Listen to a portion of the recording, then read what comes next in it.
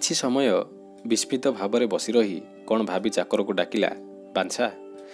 ଦୂରରୁ ଆଜ୍ଞା କହି ବାଞ୍ଛା ଆସି ପାଖରେ ଛିଡ଼ା ହେଲା। ଶୁଭେନ୍ଦ୍ର ପଚାରିଲା, ବର୍ଷା ହେଉଛି ନା ଛାଡ଼ିଲାଣି? ବାଞ୍ଛା ପଦାକୁ ଯାଇ ଫେରିଆସି କହିଲା, ଖୁବ୍ ବଢ଼େ ନୁହେଁ, ଅଳ୍ପ। ଏଇକ୍ଷଣି ଛାଡ଼ିଯିବ ଯେ, ମେଘ ଆଉ ନାହିଁ, ଜହ୍ନ ପଡ଼ି ଆସୁଛି। ଗୋଟିଏ ଗଭୀର ନିଶ୍ୱାସ ପକାଇ ଶୁଭେନ୍ଦ୍ର ନିଜକୁ ସମ୍ଭାଳି ନେଲା ଭଲ ଭାବରେ। ଟେବୁଲ ଉପରୁ ଗୋଟିଏ ଛୋଟ ବାକ୍ସ ଆଣି ବାଞ୍ଛା ହାତକୁ ଦେଇ କହିଲା, ହାତର ଗୋଟିଏ ଠେଙ୍ଗା ଧର। ନିଜେ ଗୋଟିଏ ଛୋଟ ପୁଡ଼ିଆ ଆଉ ବଡ଼ ଟର୍ଚ୍ଚ ଲାଇଟ୍ଟି ଧରି ପଦାକୁ ବାହାରି ପଡ଼ିଲା। ବାଞ୍ଛା କିଛି ବୁଝିପାରିଲା ନାହିଁ।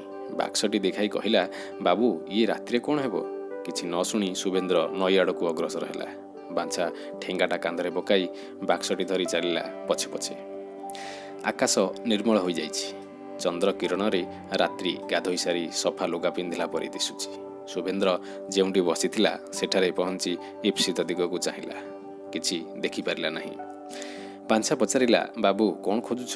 ଶୁଭେନ୍ଦ୍ର କିଛି ନ କହି ଅଗ୍ରସର ହେଲା। ପାଖ ଦେଇ ଦୁଇଟା ବିଲୁଆ କାମୁଡ଼ା କାମୁଡ଼ି ହୋଇ ଦୌଡ଼ି ଚାଲିଗଲେ। ଶୁଭେନ୍ଦ୍ରର ଛାତି ଭିତର ଦାଉଁକିନା ହେଲା। ବାଞ୍ଛା ହାସ୍ ହାସ୍ କରି ପାଟି କରି ଉଠିଲା। ଶୁଭେନ୍ଦ୍ର ମନେ ମନେ ଭାବିଲା, ଆଉ କାହିଁକି? ସବୁ ବୃଥା। ଖୁବ୍ ବିଳମ୍ବ ହୋଇଗଲା। ସେମାନଙ୍କୁ ସେ ପ୍ରାୟ ଘଣ୍ଟାଏ ହେବ ଛାଡ଼ିଗଲାଣି। ଶୃଗାଳ କୁକୁରଙ୍କ ଦ୍ୱାରା ରୂପର ପ୍ରତିମା ଦେହରୁ ମାଟି ସବୁ ଧୋଇ ହୋଇଯିବଣି। ଖାଲି ଛାଞ୍ଚଟା ପଡ଼ିଥିବ ମାତ୍ର। ଏ ଦୃଶ୍ୟ ତ ସେ ଦେଖିପାରିବ ନାହିଁ। ନିରାଶାରେ ଦେହସାରା ତାର ଝିମଝିମ ହୋଇଗଲା। ଅତି ଦୁଃଖରେ ତା ପାଟିରୁ ବାହାରି ପଡ଼ିଲା, ହାୟ! ଫଟୋ ଖଣ୍ଡେ ହେଲେ ସେ ରୂପରେ ରଖିପାରିଥାନ୍ତି। ବାବୁଙ୍କର ଏ ଅବସ୍ଥା ଦେଖି ବାଞ୍ଛା କେବଳ ଏତିକି ବୁଝିଲା ଯେ ସେ କ'ଣ ଖୋଜୁଛନ୍ତି। ତାର କିଛି ପଚାରିବାକୁ ସାହସ ହେଲା ନାହିଁ। ଏତିକିବେଳେ କ'ଣ ଶବ୍ଦ ଶୁଣିପାରି ବାଞ୍ଛା ସାହସ ଧରି ପଚାରିଲା, ବାବୁ, କ'ଣ ଗଣ ଗଣ ଶୁଭିଲା? ଶୁଭେନ୍ଦ୍ର ଅନ୍ୟମନସ୍କ ଥିଲା। ସେ ଭାବିଲା ବାଞ୍ଛା ଭୟରେ ଏପରି କହୁଛି ବୋଲି। କିନ୍ତୁ ସେ ମନେ ମନେ ଭାବୁଥାଏ, ସେମାନେ ପକାଇ ଦେଇ ଯିବାକୁ କହୁଥିଲେ। ଯଦି ପକାଇ ଦେଇ ଯାଇଥିବେ, ତାର ସନ୍ଦେହ ହେଲା କାହିଁ? ବିଲୁଆ କୁକୁରଙ୍କର ତ କିଛି ଶବ୍ଦ ନାହିଁ। ସେମାନେ ଶବକୁ ନିଶ୍ଚୟ ଘେନି ଯାଇଛନ୍ତି। ଭାବି ଭାବି ଚତୁର୍ଦିଗକୁ ଆଖି ପକାଇ ସେ ଅଗ୍ରସର ହେଉଥାଏ। ଏହି ସମୟରେ ବାଞ୍ଛା ପଛରୁ କହି ଉଠିଲା, ବାବୁ, ସେଆଡ଼େ ଯାଉନା। ସେପାରିରେ ଝାଡ଼ା ବାନ୍ତି ଲାଗିଛି। କିଏ ଗୋଟାଏ ମୁର୍ଦାର ପକାଇ ଦେଇ ଯାଇଛି। ଘର୍ମାକ୍ତ ଦେହରେ ଥଣ୍ଡା ପବନ ବାଜିଲା ପରି ଶୁଭେନ୍ଦ୍ରର କାନରେ କଥା ପଦକ ବାଜିଲା। ସେ ଉତ୍କଣ୍ଠିତ ହୋଇ ପଚାରିଲା, କାହିଁ? ବାଞ୍ଛା ହସ୍ତ ସଂକେତରେ ଜଣାଇ ଦେବାକୁ ଉଦ୍ୟତ ହେଉ ହେଉ ଶୁଭେନ୍ଦ୍ର ଦେଖିପାରି ହଠାତ୍ ଟର୍ଚ୍ଚ ଟିପିଦେଲା। ଚିହ୍ନି ପାରିଲା ନାହିଁ। କାରଣ ଶବଟି ତା ଆଡ଼କୁ ପିଠି କରି ପଡ଼ିଥିଲା। କେବଳ ବେକ ତଳେ ପୁଜୁଳାଏ ଲୁଗା ମୋଡ଼ି ହୋଇ ରହିଥିବାରୁ ମୁହଁଟି ଅର୍ଦ୍ଧେକ ଉପରକୁ ବୁଲି ପଡ଼ିଥିଲା। ଯୁବତୀ ନାଲି ରଙ୍ଗର ଗୋଟିଏ ଶାଢ଼ୀ ପିନ୍ଧିଥିଲା ବୋଲି ଶୁଭେନ୍ଦ୍ରର ମନେ ପଡ଼ିଲେ ହେଁ ସେ ସନ୍ଦିଗ୍ଧ ମନରେ ଶବ ନିକଟକୁ ଗତିକଲା। ବାଞ୍ଛା ଅତି ବିନୟର ସହିତ କହିଲା, ବାବୁ, ସାଡ଼କୁ ଯା ନା, ମୁର୍ଦାରଟା ପଡ଼ିଛି ପୁରା। ଶୁଭେନ୍ଦ୍ର ଶବ ପାଖରେ ପହଞ୍ଚି ଶବର ଆପାଦମସ୍ତକ ଟର୍ଚ୍ଚ ଆଲୋକ ବିଚ୍ଛୁରିତ କରିଦେଲା। ବର୍ଷା ପବନରେ ବାଲି ଉଡ଼ି ଶବ ଦେହର ସ୍ଥାନେ ସ୍ଥାନେ ଲାଗିଥିଲେ ହେଁ ଜଣାଗଲା ଯେପରି ଫୁଲମାଳଟି ଗୁନ୍ଥି ସାରି ମାଳାକାର କାର୍ଯ୍ୟାନ୍ତରେ ଉଠିଯିବାର ଅବକାଶ ଭିତରେ କିଏ ଯେପରି ଗୃହ ପରିଷ୍କାର କରି ଭ୍ରମବଶତଃ ତାକୁ ଘର କୋଣକୁ ଝାଟେଇ ଦେଇଛି। ଶୁଭେନ୍ଦ୍ର ଭାବିଲା, ଏ ଅନୁପମେୟ ରୂପରାଶି କିପରି ବାଲିରେ ନିରାଶ୍ରିତା ହୋଇ ପଡ଼ିଛି। ଆହା, ମନୁଷ୍ୟ ଜୀବନର କି ପରିଣତି!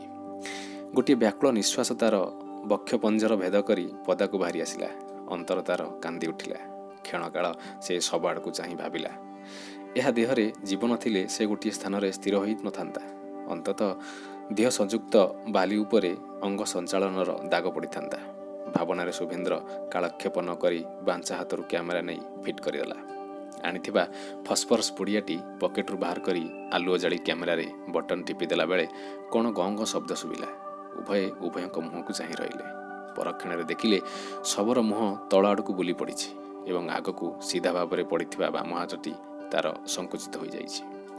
ବାଞ୍ଛା ଭୟରେ ଚିତ୍କାର କରି ଉଠିଲା। କହିଲା, ବାବୁ, ମଣିଷଟା ଜିଇଛି। ହଇଜା ମଳୁଟାକୁ ପକାଇ ଦେଇ ଯାଇଛନ୍ତି, ମରିନାହିଁ। ଧନାକାଂକ୍ଷୀ ଦରିଦ୍ର ଧନର କଳ୍ପନା କଲାବେଳେ ହଠାତ୍ ଆଶାତୀତ ଧନ ଲାଭ କରି ଯେପରି ବିସ୍ମୟ ଆନନ୍ଦରେ ଅଭିଭୂତ ହୋଇପଡ଼େ, ଶୁଭେନ୍ଦ୍ର ଠିକ୍ ସେହିପରି ବିସ୍ମୟ ପୁଲକରେ ଅଧୀର ହୋଇପଡ଼ିଲା। ସେ ବିଷ ଖାଇ ମରିଛି ବୋଲି ତାର ଯେଉଁ ସନ୍ଦେହ ହେଉଥିଲା ତାହା ଦୂର ହୋଇଗଲା।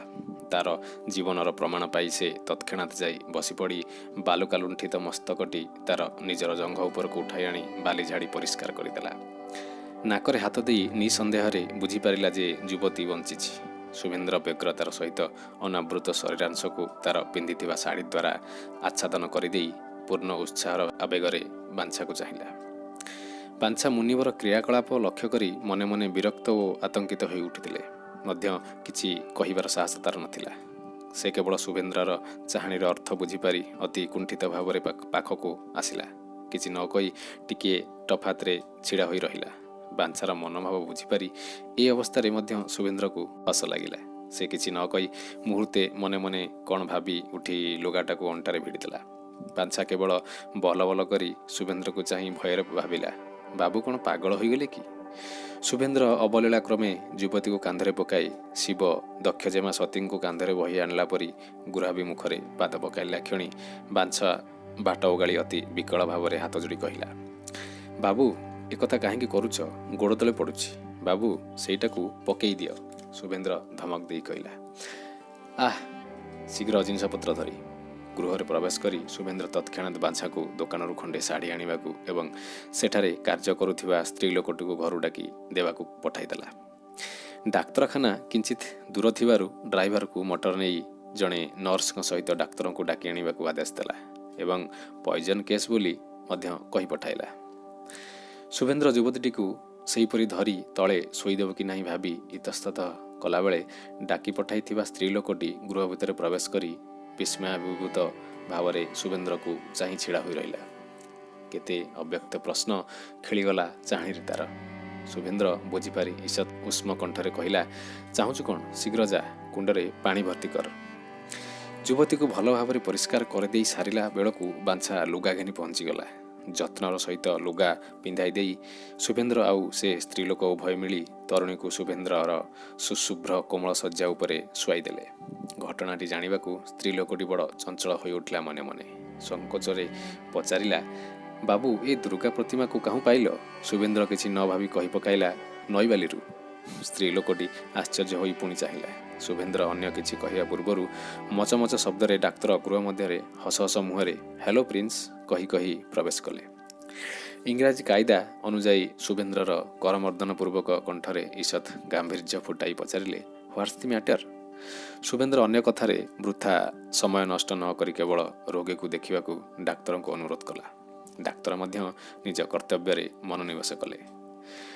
ରୋଗ ନିର୍ଣ୍ଣୟ ପରେ ପ୍ରତିକାର କରିସାରି ଡାକ୍ତର ଯେତେବେଳେ ଫେରିଲେ ସେତେବେଳକୁ ରାତି 3ଟା ବାଜିଯାଇଥିଲା। ଶୁଭେନ୍ଦ୍ର ଡାକ୍ତରଙ୍କର ଉପଦେଶ ଅନୁସାରେ ରୋଗୀ ପାଖରେ ବସି ତାର ଶୁଶ୍ରୂଷା କରିବାକୁ ଲାଗିଲା।